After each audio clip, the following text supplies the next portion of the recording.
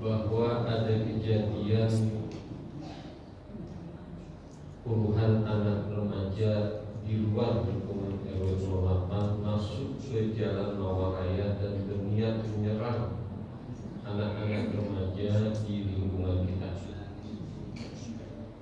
Alhamdulillahnya bisa dicegah oleh teman-teman kita yang sedang berkumpul di halaman masjid. Oleh karena itu, kemudian dimintakan informasi dari salah seorang dari mereka bahwa mereka itu datang karena merasa ditantang oleh anak-anak remaja kita. Tapi informasi ini belum kita bisa konfirmasikan jadi benar atau tidaknya. Tetapi yang penting bukan soal benar atau tidaknya informasi tentang yang ditantang ataupun yang menantang, tetapi yang lebih penting adalah menjaga keamanan lingkungan kita, khususnya adalah menjaga keamanan dari anak-anak remaja kita. Oleh karena itu, sejak sore saya buat semacam edaran melalui grup WA. Nomor 1 yang isinya adalah meminta kepada pengurus RT dan para orang tua untuk mengingatkan anak masing-masing, mengingatkan anak-anak remaja di lingkungan RT masing-masing untuk tidak keluar pagar dari lingkungan RW 08. Jadi tidak ke jalan raya, tidak keluar pagar dari lingkungan RW 08. Yang kedua, yang biasanya anak-anak remaja kita berkeliling membangunkan sahur untuk sementara ditiadakan. Masing-masing orang tua meminta anaknya untuk tidak keluar rumah membangunkan sahur untuk sementara.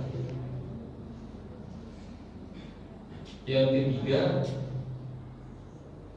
kita mintakan sudah kepada ketua dan pengurus RT untuk berkumpul pada malam ini pada tarawih pukul 8 sampai pukul 9 nanti, ya. Karena kita tidak bisa menganggap remeh tentang masalah ini, karena potensi mengganggu lingkungan, keamanan lingkungan, kenyamanan lingkungan, dan keselamatan anak-anak remaja kita yang sudah selama ini kita jaga dengan baik. Yang keempat, saya mintakan pengamanan khusus kepada Mas Andi dan kawan-kawan untuk menjaga pintu gerbang dan mencegah untuk anak-anak keluar dari lingkungan kita. Oleh karena itu, Bapak, Ibu, saudara-saudara kalian, mohon bantuannya mengkomunikasikan kepada anaknya dengan baik supaya tidak keluar rumah, terutama tidak keluar pagar dari lingkungan RW 08. Dan kalaupun keluar rumah berada di lingkungan, meskipun berada di dalam lingkungan kita, maka batasnya adalah pukul 22. Jadi jangan ada yang keluar rumah selesai pukul 22 dan harus berada di lingkungan pagar kita. Nah, mudah-mudahan Allah berikan keamanan dan kenyamanan di bulan Ramadan kepada kita semua, dan menjaga keselamatan anak-anak kita semua. Kepada anak remaja yang berada di masjid pada hari ini, mohon diberitahukan kepada teman-temannya, terutama nanti ba'da sholat subuh tidak ada juga yang keluar pagar. Saya mohon izin kepada Bapak Ibu, kalau ada anak dari RT kita yang berada di luar pagar dan kemudian tidak mau diberitahu, saya mohon izin untuk jewer telinganya. Diizinkan Ibu? Saya jewer telinganya, diizinkan Ibu? Diizinkan Pak? Saya jewer telinganya. Jadi kalau masih ada anak remaja nanti malam atau subuh nanti ada berkeliaran di pinggir jalan raya, akan saya pukul. Diizinkan Bu? Diizinkan ya. Saya akan pukul demi keselamatan lingkungan kita bersama.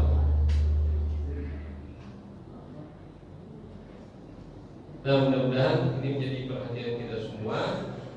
Sekali Sekali lagi, mari kita sama-sama senantiasa berdoa kepada Allah Subhanahu wa taala untuk anak-anak kita yang insya Allah menjadi anak yang soleh dan solehan, anak-anak yang bisa mendoakan orang tuanya dan senantiasa mengirim pahala kepada orang tuanya dan berguna bagi masyarakat. Amin ya rabbal alamin. Terima kasih atas perhatiannya. Assalamualaikum warahmatullahi wabarakatuh.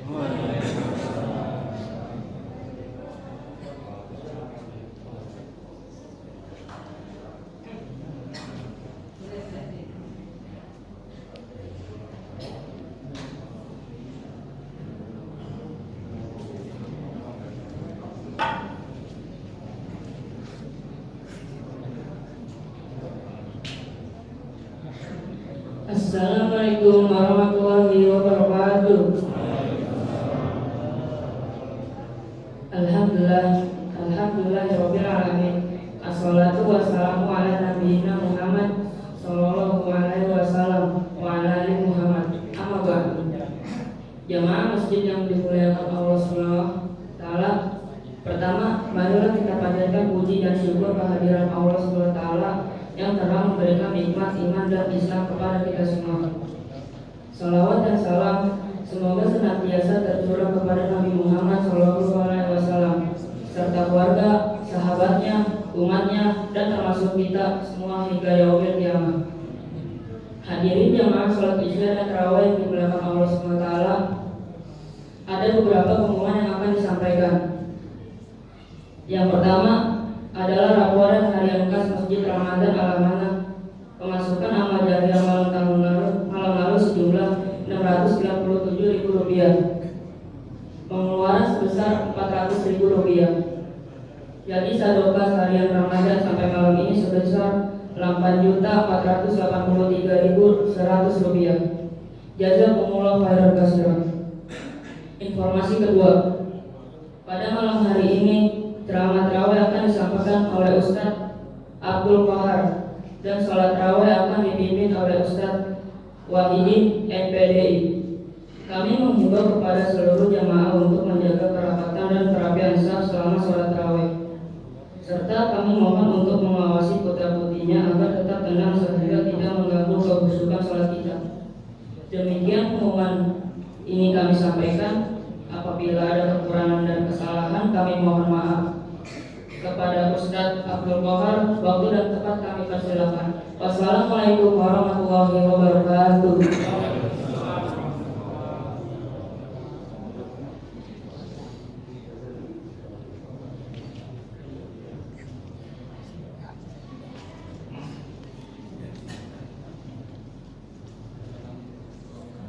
Bismillah, alhamdulillah, wa bihi nasta'inu ala umuri dunya waddin wa ala alihi wa sahbihi ajma'in. Ashhadu an la ilaha illallah wahdahu la syarika lah wa ashhadu anna Muhammadan abduhu wa rasuluhu alladzi la nabiyya ba'dah. Amma ba'du. Tahiyyatukum tahiyyatul Islam, tahiyyatul ukhuwah, tahiyyatul ahlil jannah, wa inna insyaallah min ahlil jannah. Assalamualaikum warahmatullahi wabarakatuh.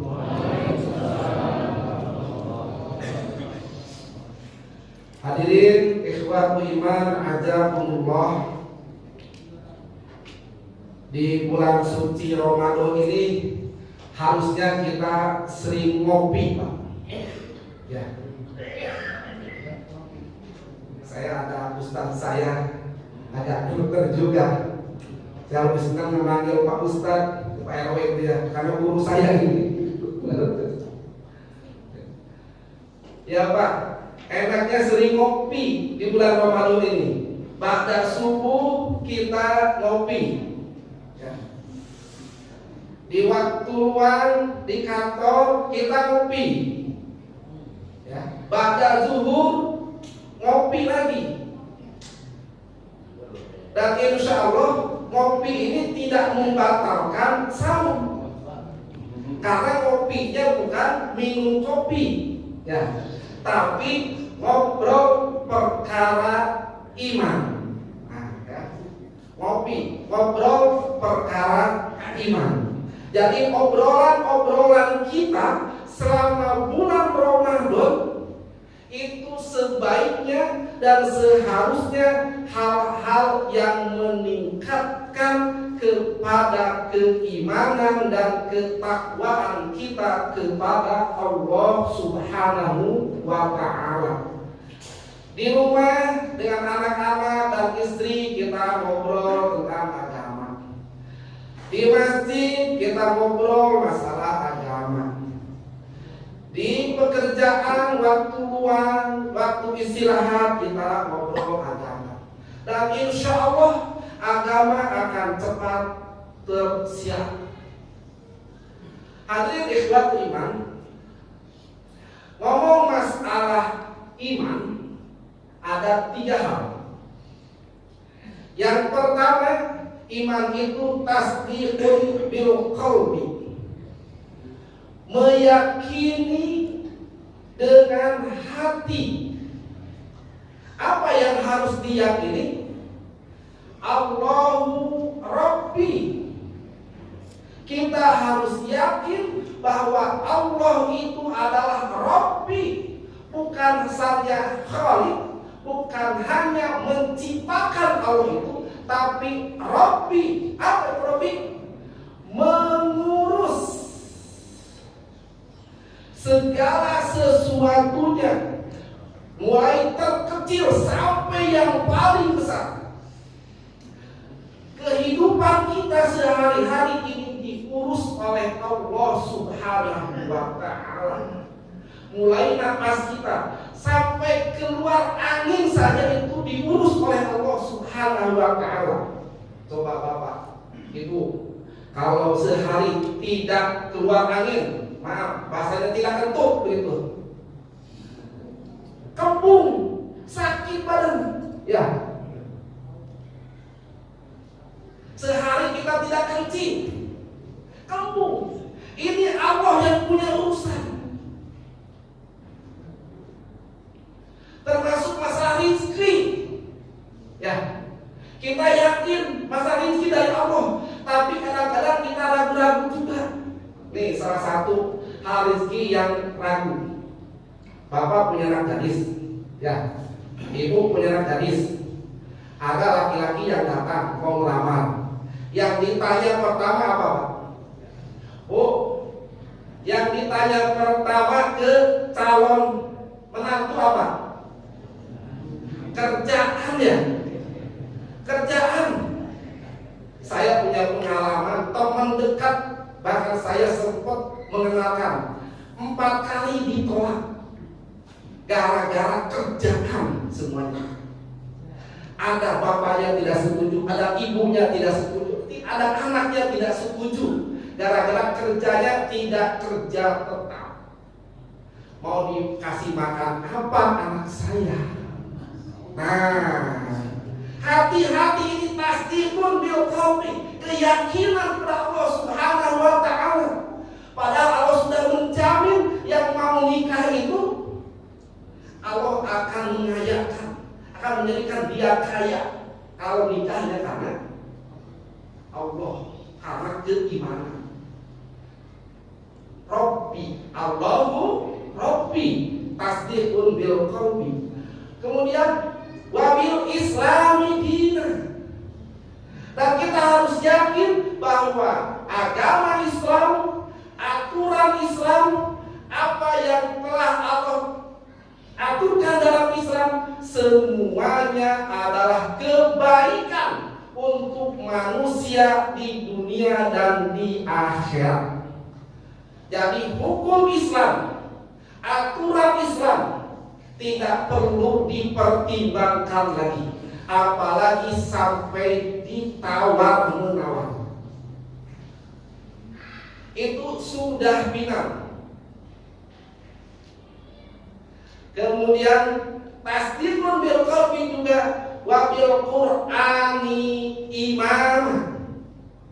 Dan Al-Qur'an adalah iman kita. Kita sebagai makmum, namanya makmum harus taat, tunduk, patuh mengikuti imam.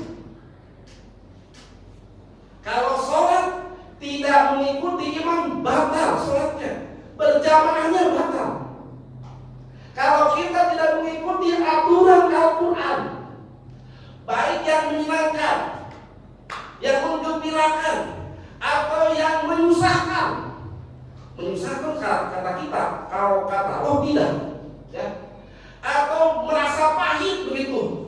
Seperti ada satu ayat yang pahit rasanya buat ibu-ibu, ya Bu. Apa Bu? Ayat poligami, ya Bu. Kayaknya ibu-ibu susah untuk menerima ayat itu. Ya, berat kayaknya, ya kan? Itu Al-Quran Bu, ya.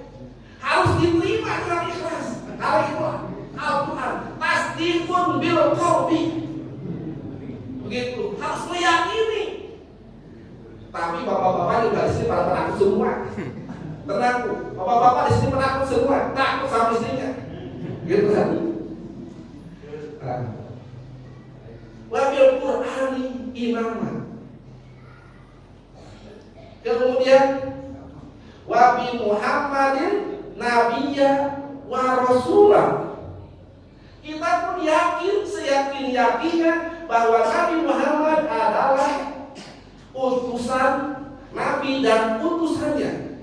Bagaimana cara mengaplikasikan bahwa kita yakin pada Nabi Muhammad sebagai utusan? Adalah dengan cara mengikuti segala yang dibawa oleh Nabi Muhammad. Bukan hanya masalah sholat, bukan hanya masalah saum, bukan hanya masalah haji, tapi masalah politik, masalah muamalah, masalah rumah tangga, masalah perdagangan yang harus dijadikan suri tauladan adalah Nabi Muhammad Sallallahu Alaihi Wasallam. Itu namanya tasdiqun bil qalbi. Walaupun kita mengaku terus selawat kepada Nabi Muhammad, tapi kita mengingkari sunnah-sunnahnya, ya, sama saja dengan mubio, gitu ya. Kemudian termasuk tasdiqun bil qalbi adalah wabil mu'minina ikhwana. Dan orang-orang muslim yang kelihatan, yang tidak kelihatan, yang dekat, yang jauh, yang satu kampung, yang satu negara, yang di luar negara adalah ikhwana. Mereka saudara kita. Antara kaum muslimin satu dengan yang lainnya adalah ikhwana, bersaudara. Kal jasadil wahid, kal bunyan, kata Rasulullah Sallallahu Alaihi Wasallam. Karena bersaudara, maka harus ada ta'awun, harus ada saling tolong menolong antara satu saudara yang satu dengan saudara yang lainnya. Tidak bisa kita melihat saudara tertindas, kita bantu. Tidak bisa kita melihat saudara susah, kita tolong. Dan itulah semangat orang Islam.